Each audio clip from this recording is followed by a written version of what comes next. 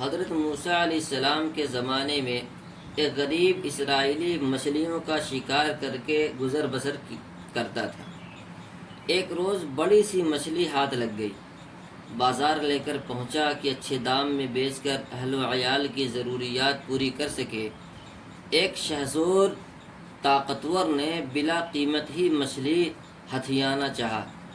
غریب بیچارہ آمادہ نہ ہوا۔ شہزور نے تاؤ میں آ کر اس کے سر پر ایک سونٹا جڑ دیا اور زبردستی مچھلی لے کر چلتا بنا۔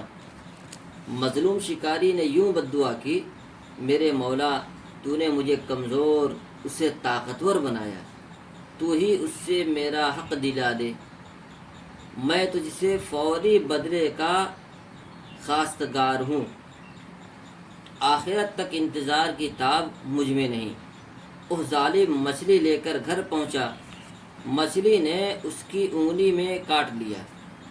شدت درد کی وجہ سے صاحب کے ہوش ٹھکانے لگ گئے۔ اب نہ کسی کل قرار اور نہ کسی پل سکون۔ ایک حکیم کے پاس گیا، اس نے انگلی کٹوانے کا مشورہ دیا۔ انگلی کٹ گئی مگر درد اور بڑھ گیا، سڑن بھی بڑھتی گئی، ہوتے ہوتے پورا ہاتھ کٹوانا پڑ گیا اور درد کم ہونے کا نام نہیں، اضافہ در اضافہ ہوتا رہا۔ شدت بے قراری میں اپنے رب سے التجا و فریاد کی غرض سے آبادی سے بھاگ چلا۔ ایک درخت کے نیچے جا ٹھہرا۔ نیند کا غلبہ ہوا، سو گیا۔ خواب میں دیکھا کہ کوئی کہنے والا کہہ رہا ہے، او مسکین، اپنے اعضا کب تک کٹواتا رہے گا؟ جا اپنے فریق کے پاس اور اسے راضی کر۔ چونکہ جب چونک کر بیدار ہوا اور سوچنے لگا، آخر یہ میرا فریق کون ہے؟ غور و فکر کے بعد شکاری پر ظلم کا منظر اس کی آنکھوں میں آ گیا۔ اس کا پتہ لگاتے لگاتے اس کے گھر پہنچا اور اس کے پاؤں پکڑ کر معافی تلافی اور منت سماجت کرنے لگا۔ کچھ مال بھی نظر کیا۔ شکاری کو ترس آ گیا اور معاف کر دیا۔ اس کا درد بھی جاتا رہا۔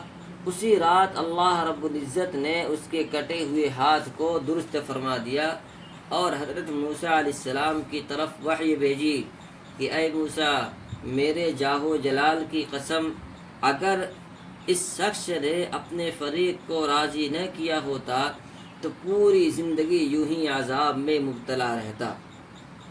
ایک دوسرا واقعہ ہے کہ ابو محمد حسین بن محمد صالحی بیان کرتے ہیں کہ خلیفہ معتضد باللہ قیلولہ فرما رہے تھے، یعنی دوپہر میں آرام فرما رہے تھے، اور ہم چند افراد پاس میں بیٹھے ہوئے تھے۔ اچانک وہ ہڑبڑا کر اٹھ بیٹھے اور فرمایا، خدام۔ ہم نے کہا جی حضور۔ بولے، فوراً جاؤ اور دریا کے کنارے جس ملاح کو خالی کشتی میں سر جھکائے بیٹھا دیکھو، پکڑ لاؤ اور کشتی کی نگرانی پر اپنا ایک آدمی لگا دینا۔ ہم سرپٹ دریا کے کنارے پہنچے تو اسی نوعیت کا ایک ملاح ہاتھ لگ گیا۔ ہم اسے لے کر دربار شاہی میں پہنچے۔ لگ رہا تھا کہ ملاح خوف و ہراس کے مارے دم توڑ دے گا۔ بادشاہ سلامت نے اسے دیکھتے ہی ایک ایسی زبردست چیخ ماری، لگ رہا تھا ان کی روح پرواز کر جائے گی۔ پھر فرمایا، او ملعون، آج جس عورت کو تو نے قتل کیا ہے اس کا کیا ماجرا ہے؟ سچ سچ بتا ورنہ ابھی تہہ تیگ کر دوں گا۔ ملاح کی زبان لڑکھڑانے لگی اور ہانپتے کانپتے بولا، حضور، فلاں ساحل پر صبح تڑکے زیورات اور قیمتی پوشاک سے سجی دھجی ایک عورت پہنچی۔ اسے دیکھ کر میرے دل میں لالچ سما گئی۔ میں نے اسے پکڑ کر منہ باندھ دیا اور ڈبو کر مار ڈالا اور سارا سامان لے لیے، پھر اسے دریا میں تیرا دیا۔